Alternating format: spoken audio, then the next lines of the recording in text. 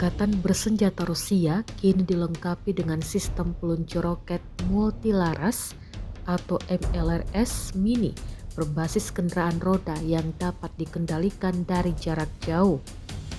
MLRS Mini tersebut dipasang pada kendaraan tak berawak darat atau UGV yang memungkinkan pasukan Rusia untuk menyerang posisi tentara Ukraina dari jarak aman. Rekaman momen serangan tersebut diunggah di Telegram pada Rabu 19 Februari 2025. Tampak dalam rekaman posisi tentara Ukraina yang diberondong serangan.